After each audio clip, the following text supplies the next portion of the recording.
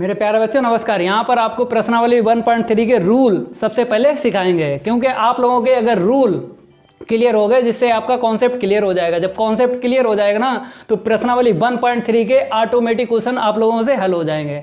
सबसे पहले आपको रूल सीखना है, ठीक है। तो रूल में आपको हम दो रूल सिखाएंगे, एक सिखाएंगे फलनों का संयोजन और एक सिखाएंगे व्युत्क्रमणीय फलन। ज़्यादा नहीं है, दो रूल हैं, ठीक है। फिर उसके बाद आपको हम प्रश्नावली 1.3 के क्वेश्चन हल करके दिखाएंगे। तो यहाँ पर हेडिंग सबसे पहले आपको डाल लेना है फलनों का संयोजन, नंबर फर्स्ट।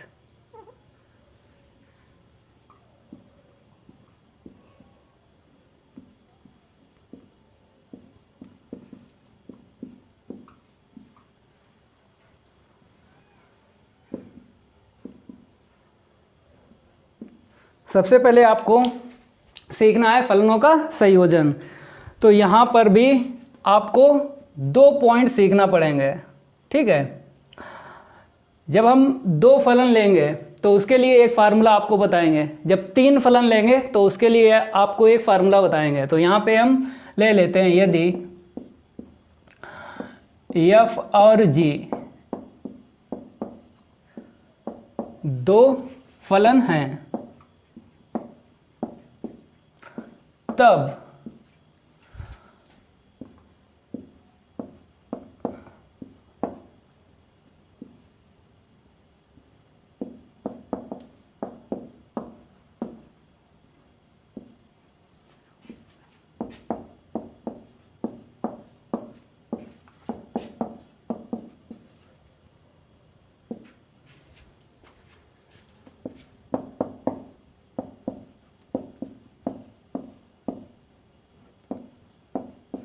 यहाँ पर आपको क्या लेना है, यदि f और g दो फलन है तब फलनों का संयोजन को g संयोजन f, ये आपको o दिख रहा है यहाँ पर और यहाँ पर। बहुत से स्टूडेंट इसको पढ़ते हैं गॉफ और इसे पढ़ते हैं फोग, लेकिन मेरे भाई पढ़ने से कोई दिक्कत नहीं है, आप गॉफ पढ़ो या फोग पढ़ो, लेकिन जो सही पढ़ा जाता है उसको हम बताएंगे आपको। ये आपको ओ दिख रहा है, संयोजन बोलते हैं, जो यहाँ पे लिखा है संयोजन, ठीक है। याद रखना है ये सिंबल है, जी संयोजन एफ पढ़ेंगे। फिर आगे देखो, या एफ संयोजन जी से लिखते हैं और इसे निम्न प्रकार से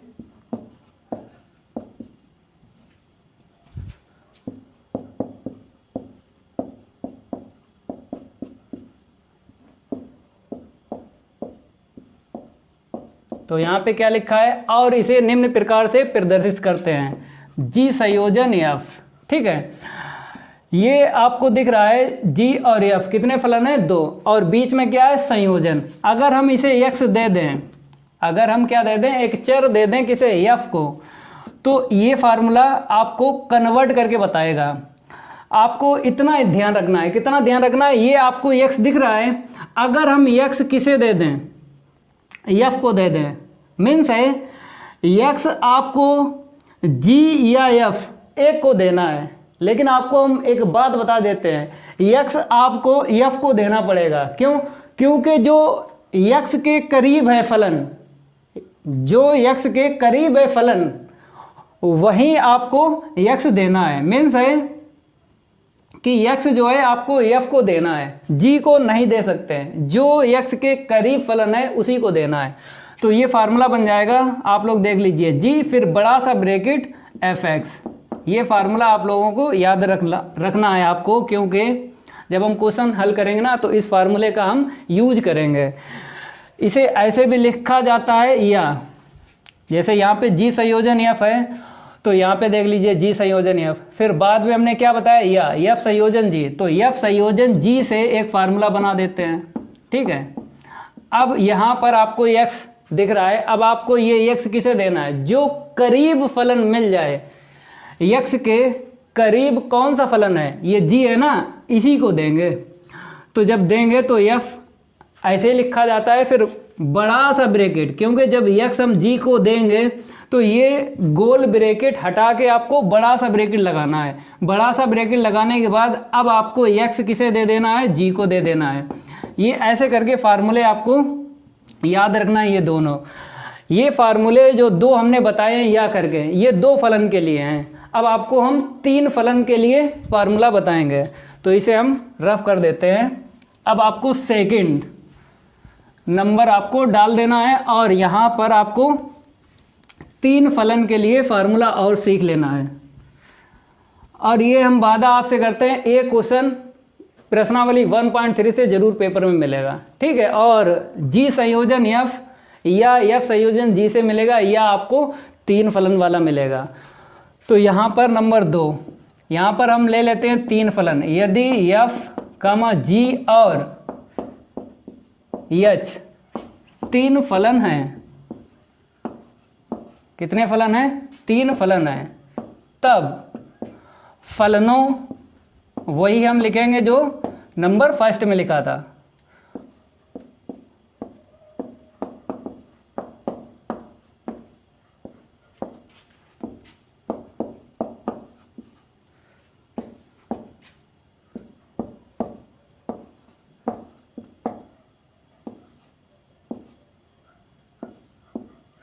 यहाँ पर आपको दिख रहा होगा जी संयोजन एफ संयोजन एच, ठीक है। आपको यहाँ पे ब्रैकेट का ध्यान रखना है। पहले 2 में ब्रैकेट देंगे, मीन्स 2 फलन जो हैं पहले स्टार्टिंग में उन्हें ब्रैकेट देना है। फिर या करके बाद वाले फलन जो हैं एफ और एच, ठीक है, इसे ब्रैकेट देना है। तो याद रखना, जब हम 3 फलन लेंगे यहाँ पे, यदि एफ कामा जी और एच 3 फलन है, तब फलनों का संयोजन को जी संयोजन एफ, ठीक है, फिर संयोजन एच, फिर या जी संयोजन, फिर ब्रैकेट में एफ संयोजन एच से लिखते हैं। यहाँ पे लिख देते हैं।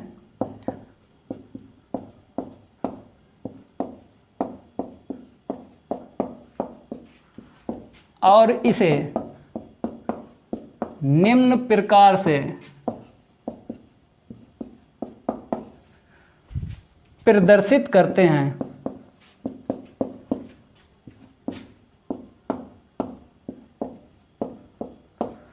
निम्न प्रकार से प्रदर्शित करते हैं। कैसे करोगे? जी संयोजन एफ संयोजन एच, ठीक है। अब यहाँ पे बड़ा सा ब्रैकेट लगा लेना है, क्योंकि आपको एक चर लेना है। जैसे पहले वाले में 2 फलन बताए थे ना, तो वहाँ पे एक चर ले लिया था। जो चर के करीब फलन होता है उसी को आपको चर देना है। ये चर यक्स है ना, अब आपको इसे दे देना है, ठीक है। तो जब इसे देंगे तो संयोजन हट जाएगा, इतना याद रखना। कितना याद रखोगे? रिपीट करके फिर हम बता देते हैं। जब हम यक्स किसे देंगे, यच को, तो संयोजन आपको हटा देना है। तो यहाँ पर ये संयोजन हट जाएगा, लेकिन ये संयोजन बचा रहेगा। कैसे? देखो, जी संयोजन एफ, ठीक है, फिर बड़ा सा ब्रैकेट, फिर एच एक्स लिख देना ऐसे करके। यहाँ पर हम बॉक्स ले लेते हैं, क्योंकि ये आपको याद कर लेना है। अब आपको अथवा करके हम बता देते हैं, या लिखो चाहे अथवा लिखो, इससे कोई दिक्कत नहीं है। तो यहाँ पर आपको अगर ऐसे मिल जाए जी संयोजन एफ, ठीक है, संयोजन एच, बाद वाले 2 फलनों में अगर ब्रैकेट मिल जाए, फिर क्या करोगे? जैसे यहाँ पर स्टार्टिंग में 2 फलन आपको दिख रहे हैं, यहाँ पर ब्रैकेट है और ये अकेला है एच। तो इतना याद रखना, जब 3 फलन हो, कितने फलन हो? 3 फलन हो, तो आपको अकेला फलन करना पड़ेगा। जैसे यहाँ पर आपको अकेला फलन मिल गया है, लेकिन यहाँ पर जब हम चर यक्स देंगे, चर आपको देना है जो पास में फलन होता है उसी को देना है। लेकिन ये आपको दिख रहा है, ये ब्रैकेट है, जो ब्रैकेट है, तो अगर हमने यक्स एच को दिया तो मीन्स है एफ संयोजन एच दोनों को देना पड़ेगा। तो इसीलिए बोलते हैं कि आपको यक्स देना है एच को, लेकिन एच को अकेला छोड़ना है। किसको अकेला छोड़ना है? जो लास्ट वाला फलन है ना, उसे अकेला छोड़ना है। जैसे यहाँ पर आपको अकेला दिख रहा है फलन एच, तो आपने ये चर किसे दे दिया? एच को दे दिया, तो आपने ऐसा लिखा। अब देखो यहाँ पर हम यक्स नहीं दे सकते, क्योंकि ये एच जो है फलन अकेला नहीं है। तो आपको कैसे लिखना है? पहले जी संयोजन एफ, इन 2 में ब्रैकेट लगाना है, फिर संयोजन एच। अब आपको दिख रहा है एच फलन अकेला है।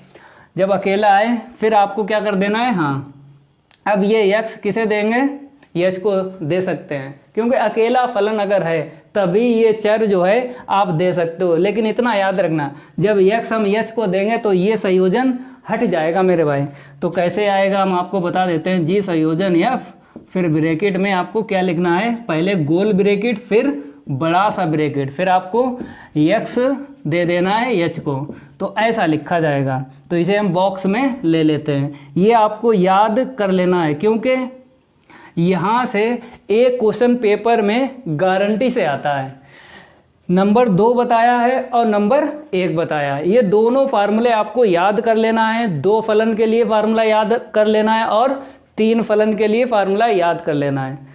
इतना याद करने के बाद अब आपको दूसरा रूल बताएंगे, कौन सा, व्युत्क्रमणीय फलन। ठीक है, व्युत्क्रमणीय फलन कैसे आप ज्ञात कर सकते हो क्वेश्चन में, तो इसे हम रफ कर देते हैं। अब आपको व्युत्क्रमणीय फलन बताएंगे।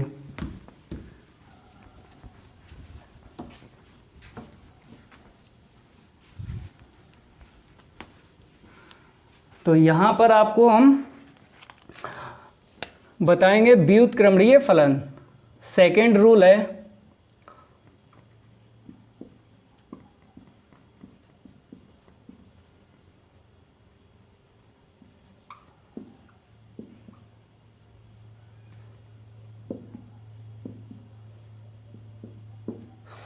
अब व्युत्क्रमणीय फलन में आपने प्रश्नावली 1.2 ये तो पढ़ी है, ये कंप्लीट कर दी है, प्लेलिस्ट में जाकर देख लेना। 1.2 में आपने एक फार्मूला पढ़ा था आच्छादक और अंतःक्षेपी के लिए y = fx। यहाँ पर आपको दिख रहा है व्युत्क्रमणीय। व्युत्क्रमणीय का मतलब है कि ये f जो है इस तरफ हम लाएंगे, f इनवर्स y = x, इसको बोलते हैं, ये सिंबल आपको दिख रहा है f इनवर्स, इसी को हम बोलते हैं व्युत्क्रमणीय। तो यहाँ पर आपको लिख कर बता देते हैं, ठीक है, व्युत्क्रमणीय फलन f इनवर्स। अब इसे हम रफ कर देते हैं। ये तो प्रश्नावली 1.2 में इतना आपने सीखा था। अब f इनवर्स कैसे निकाल सकते हो ये तो आपको पता होना चाहिए। हम आपको इसमें ज़्यादा नहीं 4 नोट पॉइंट आपको लिखा देंगे। सबसे पहले नंबर फर्स्ट, यदि f क्या है, फलन, तो यहाँ पे हम लिख देते हैं यदि फलन f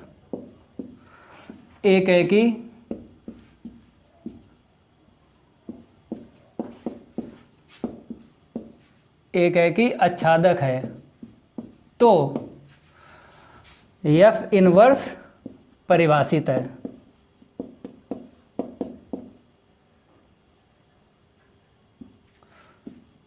तो ये पहला क्या है, नोट पॉइंट याद कर लेना है।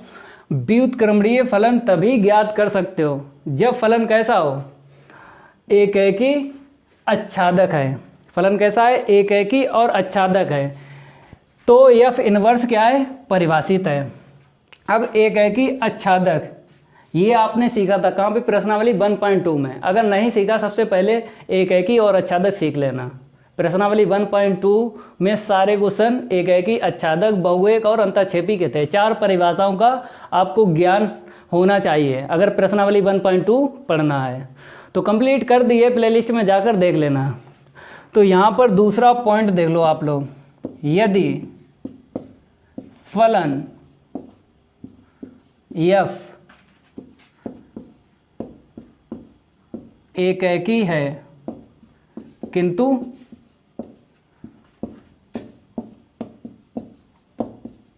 आच्छादक नहीं है। दूसरे वाले नोट पॉइंट में देखो आप लोग क्या लिखा है, यदि फलन f एकैकी है किंतु आच्छादक नहीं है तो f इनवर्स परिभाषित नहीं है। तो यहाँ पर आपने क्या सीखा, अगर फलन एकैकी है किंतु आच्छादक नहीं है तो f इनवर्स परिभाषित नहीं हो सकता। जब परिभाषित नहीं हो सकता f इनवर्स, तो f इनवर्स का मान भी निकाल नहीं सकते हो। तीसरा नोट पॉइंट देख लो आप लोग, यदि फलन f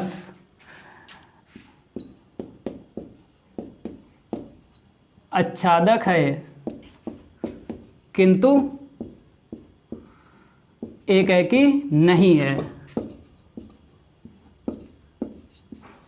तो यहाँ पर हमने क्या लिख दिया तीसरे वाले नोट पॉइंट में, देख लो आप लोग, यदि फलन f आच्छादक है किंतु एकेकी नहीं है तो f इनवर्स परिभाषित नहीं है।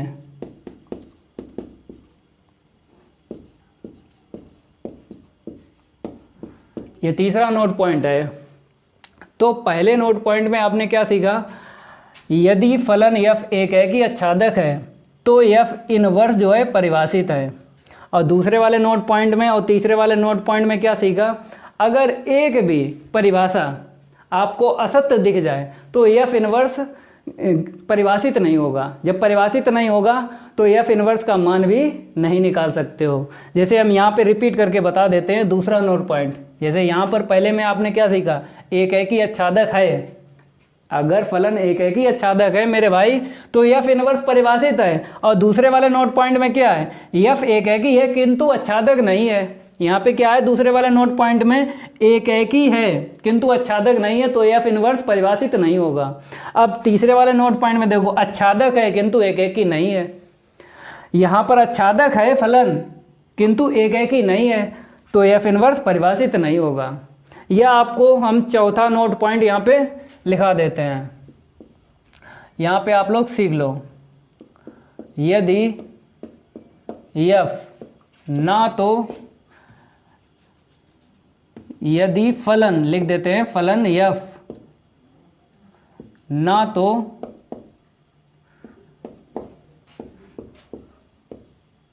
एकेकी है और ना ही आच्छादक है तो f इनवर्स परिभाषित नहीं है।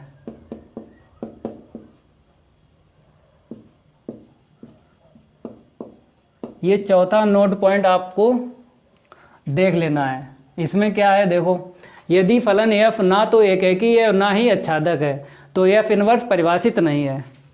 तो आपने 4 नोट पॉइंट देखे। तो आपने पहले वाले नोट पॉइंट में क्या सीखा, अगर f क्या है, एकेकी और आच्छादक फलन है तभी मेरे भाई f इनवर्स परिभाषित है। लेकिन आपने बाद में कितने नोट पॉइंट देखे, 3, तीनों में क्या है, f इनवर्स परिभाषित नहीं है। क्यों नहीं है, क्योंकि आपको पता है अगर फलन f एकेकी नहीं है और आच्छादक है, एकेकी नहीं है और आच्छादक है फिर भी f इनवर्स परिभाषित नहीं होगा। या फिर आच्छादक है फलन किंतु एकेकी नहीं है फिर भी f इनवर्स परिभाषित नहीं होगा। या चौथे वाले नोट पॉइंट में क्या है, यदि फलन ना तो एकेकी है और ना ही आच्छादक है, यहाँ पर दोनों ही परिभाषाएं क्या हैं, असत्य हैं मेरे भाई। असत्य का मीन्स है फलन ना तो एकेकी और ना ही आच्छादक हैं। तो आपको दिख रहा होगा f इनवर्स परिभाषित नहीं है। केवल और केवल f इनवर्स कब परिभाषित है, जब फलन एकेकी और आच्छादक है तभी f इनवर्स परिभाषित है, नहीं तो नहीं है। तो यहाँ पर आपको 2 रूल आपको सिखा दिए हैं जिससे आपका कॉन्सेप्ट क्लियर हो गया। अब आपको प्रश्नावली 1.3 के क्वेश्चन सॉल्व करके दिखाएंगे, लेकिन उससे पहले आपको पिरमे 1 और पिरमे 2 सीखना है, क्योंकि इसमें पिरमे 2 हैं प्रश्नावली 1.3 में, जो नेक्स्ट वीडियो में आपको प्रोवाइड करवाएंगे। लेकिन इतना याद रखना, यहाँ पर जो 4 पॉइंट आपको दिख रहे हैं, एकेकी और आच्छादक के अलावा कुछ नहीं है। सबसे पहले आपको एकेकी और आच्छादक सीखना है, जो प्रश्नावली 1.2 में आपको मिल जाएगी। और प्रश्नावली 1.2 जो है कंप्लीट हो चुकी है, प्लेलिस्ट में जाकर सबसे पहले देख लें आप लोग, नहीं तो प्रश्नावली 1.3 समझ में नहीं आएगी। ये मेरा आपसे वादा है, आपको प्रश्नावली 1.2 जरूर पढ़ना है, क्योंकि प्रश्नावली 1.2 में आप सीख जाओगे एकेकी और आच्छादक, तब आपको f इनवर्स जो है, जितने क्वेश्चन होंगे f इनवर्स के, आप समझ सकते हो। तो यहाँ पर आपको सिर्फ और सिर्फ आपको हमने 2 रूल बताए हैं। अब नेक्स्ट वीडियो में आपको हम पिरमे 1 और पिरमे 2 बताएंगे। अगर ये मेरा वीडियो अच्छा लगता है तो लाइक करिए और ज़्यादा से ज़्यादा वीडियो को शेयर कीजिए, चैनल को सब्सक्राइब कर लीजिए। चैनल का नाम पता ही आपको, वाईफाई सक्सेस क्लासेस। आज के लिए इतना ही काफ़ी है, धन्यवाद।